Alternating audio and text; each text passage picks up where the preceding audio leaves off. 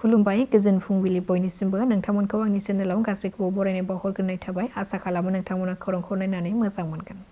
हलिनि खुसिनि समाव कलियाबराव हाग्रानि मोसौनि उदखार। मिथिनो मोननाय बादिब्ला मासे हाग्रानिफ्राय ओंखारबोनाय हाग्रानि मोसौआ कलियाबरनि जमखला मुंनि गंसे गामियाव 1 मासनिफ्रायनो उदखार खालामबोगासिनो दङ। माब्लाबा फोथाराव, माब्लाबा न'नि बारियाव आरो माब्लाबा न'नि सेराव फैनानै उदखार खालामफैदों। गामिनि सुबुंफोरा फोरमायथिनाय बादिब्ला बावैसो साननि सिगाङावबो मोसौखौ होनो नागिरनायाव सासे आइजोआ हाग्रानि मोसौनि गाग्लोबनायनिफ्राय खुनुरुखुमै गावनि जिउखौ रैखा खालामनो हादों।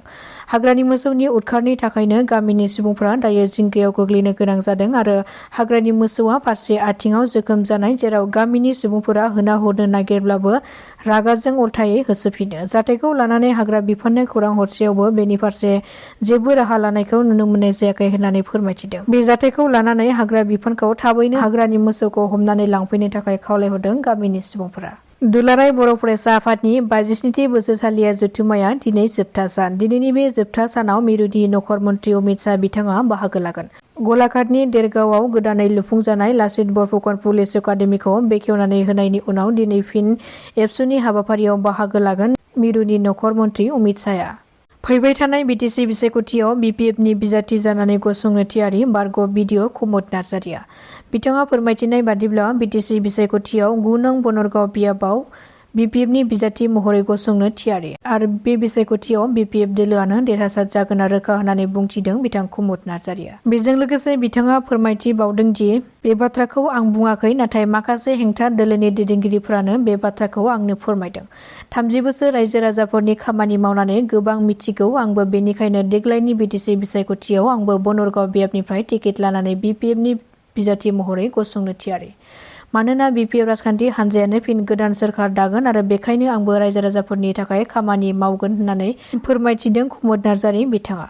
सोरखारखौ लामा नायाबालानो गामिनि रायजो राजाफ्रानो जयै ओंखारलायनानै गावसोरनि थांलाय फैलाय लामाखौ फाहामनानै लादों जनाय लाइमेकरि गामि पन्चायतनि 2 नं कर्नापुर गामिनि रायजो राजाफ्रा।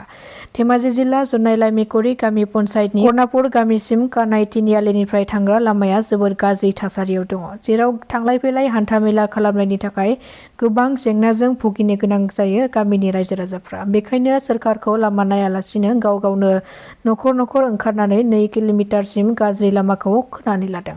रायजोनि दाब दाब ओनसोलफ्राव फिन बोथोरा गिख्रंथाव महर लानो हागौ। गोबां दाब दाब ओनसोलफ्राव येल' एलार्ट फोसावदों बोथोर बिगियान बिफाना।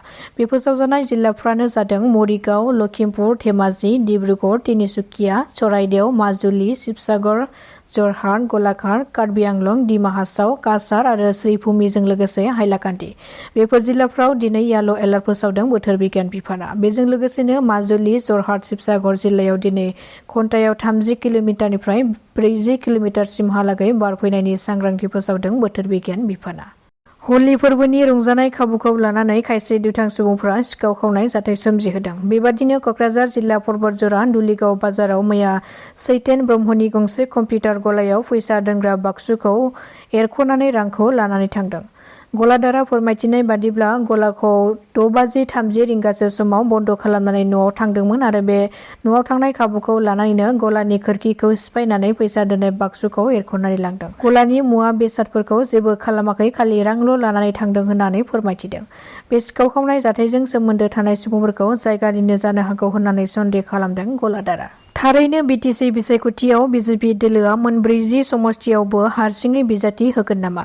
बिटिसि बिसायख'थिया खुंजानो थाखाय गेजेराव गोबां सान गैलिया। बेनि सिगाङावनो गावबा गाव राजखान्थि हान्जाया गावनि दोलोफोरखौ गोख्रोंनिफ्राय गोख्रोंसिन खालामनो थाखाय साखाफारा जानायखौ आरो फोसावदिं मेल खुंबोबाय थानायखौ नुनो मोननाय जादों।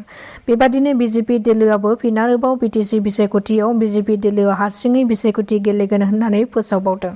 थारैनो बिजेपि दोलोआ बेबाराव मा थांखि लागोन? बिटिसि बिसायख'थिनि थाखाय मा सोलो बाहायगोन बिजेपि दोलोआ?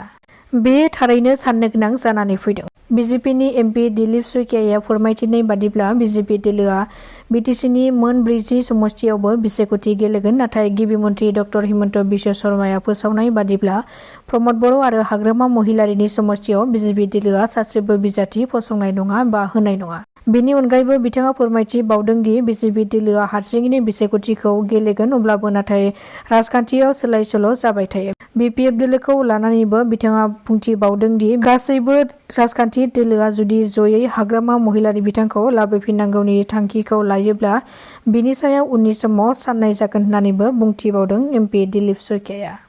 दासिमनि खौराङा एसेनोसै। नोंथांमोना खौरांखौ नायनानै मोजां मोनदोंब्ला चेनेलखौ साबस्क्राइब खालामनानै लानो हागोन। गोजोन्थों।